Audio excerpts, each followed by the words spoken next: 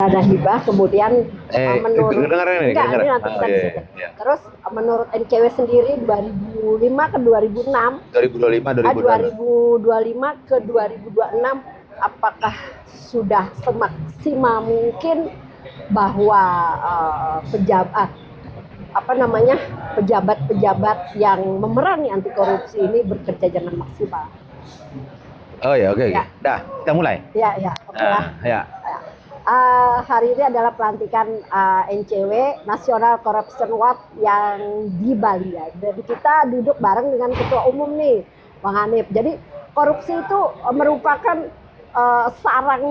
sarang kejahatan yang sampai ini belum terselesaikan dengan baik. Nah, ini kita ada dua nih, Bang. Pertama, menurut NCW sendiri, apakah pejabat-pejabat yang memberantas anti korupsi dari 2025 ke 2026 atau selanjutnya itu sudah bekerja semaksimal mungkin atau setengah-setengah nih? Saya kalau bicara maksimal belum tahu karena indikatornya belum ada. Misalnya kan harus ada KPI-nya. Misalnya indikatornya terjadi penurunan korupsi 70% di tahun 2026. Ada indikatornya. Nah ini kan indikatornya nggak ada. Nah ini masih sifatnya itu upaya. Upaya ini KPI-nya seperti apa kan tidak pernah diungkap. Misalnya pengungkapan jangan hanya OTT aja. Habis itu pencegahan. Dan kita kan tidak pernah mendapatkan data informasi yang valid. Berapa sih yang berhasil dicegah? Namanya ada bukti pencegahan. Betul. Cuman kan belum ada data hingga saat ini berapa sih yang dicegah. Harusnya dia korupsi, batal loh korupsinya. Tapi pada saat press release, kemudian itu kan dipamerin tuh uang-uang yang itu penindakan. Itu penindakan. Oh, itu penindakan. Jadi kan ada deputi pencegahan dan penindakan. Nah, cegahnya itu apa? Jadi kalau orang dibiarkan korupsi, itu fungsi pencegahannya di mana? Sedangkan KPK itu kan fungsinya pencegahan dan penindakan.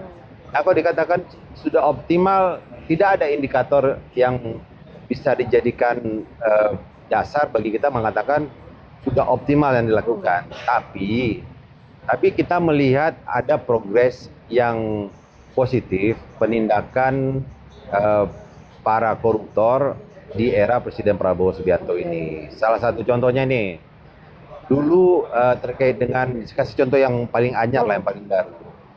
Dulu zamannya rezim Jokowi itu sebenarnya indikasi mendowngrade CPO dikirim ke luar negeri itu sudah terjadi. Tapi kenapa baru diungkap sekarang? Padahal itu dulu sudah sempat kita bicarakan. Kemudian terkait dengan adanya perkebunan di luar dari lahan yang diizin. Sekarang Satgas PKH menyita beberapa lebih dari 3 juta hektar kan. Rencana dikelola oleh PT Agrinas. Tapi ini kan perkembangan bagaimana pengungkapan penyalahgunaan wewenang oleh pemegang kuasa sehingga memberikan keuntungan untuk pihak lain. Seperti kita tahu kan, korupsi itu kan tidak hanya memperkaya diri sendiri, juga memperkaya diri orang lain. Nah, hal-hal inilah yang harusnya kalau dikatakan apakah sudah maksimal, belum, selagi korupsi ini masih merajalela, kemudian penggunaan anggaran tidak tepat sasaran dan tepat guna, ada indikasi di seluruh lini. Ini saya kasih contoh. Kalau dikatakan kemarin pengungkapan adanya dugaan korupsi minyak BBM Pertamina yang melibatkan PT Orbit, sehingga harga BBM menjadi mahal. Pertanyaan saya satu, setelah Orbit ini diungkap penggunaan tangki yang katanya mahal sewanya, sehingga BBM berakhir di konsumen mahal, sekarang udah diungkap kok BBM nggak turun juga. Jadi kalau kita bicara sudah berjalan sesuai dengan harapan, saya malah melihat sebagian masih jalan di tempat. Mungkin ada penyitaan aset-aset para koruptor yang dipajang, yang ditayangkan, iya. Tapi saya lebih melihat ini ke media darling aja pengungkapannya. Padahal banyak hal-hal lain kalau kita mau menyentuh nih ya. Kalau tadi sebelumnya disentuh terkait dengan perampasan aset, Ya sekarang kan banyak orang-orang, para pejabat, para oknum eksekutif, legislatif, dan yudikatif tiba-tiba tumbuh ekonominya luar biasa. Nah ini kenapa Iya, naik derajat. nggak dia ditelusuri begitu aja, ditanya? Kan sebenarnya negara berhak bertanya jika dia masih menjabat sebagai aparat negara, Iya. masih menjabat sebagai aparatur sipil negara. Nah ini concernnya, apakah pemerintah akan hadir jika dalam hal ini berhubungan dengan kekuatan politik yang mendukung pemerintahan saat ini. Prabowo tidak akan bisa sendiri. Pasti dia butuh dukungan politik dari partai-partai pendukungnya. Nah, sekarang apakah Prabowo siap untuk bisa ditinggal oleh partai koalisinya? Saya melihat mungkin belum terlalu siap.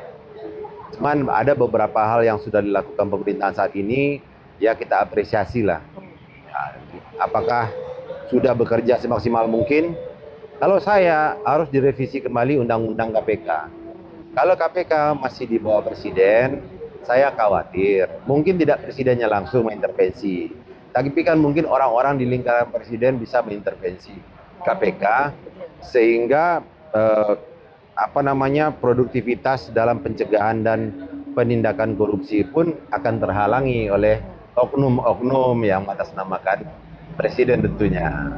Next, ini yang kedua, ya di Bali ya. Ini sudah banyak terindikasi dana-dana hibah, kemudian pemberian hibah, mobil-mobil ya, ada di beberapa instansi ya.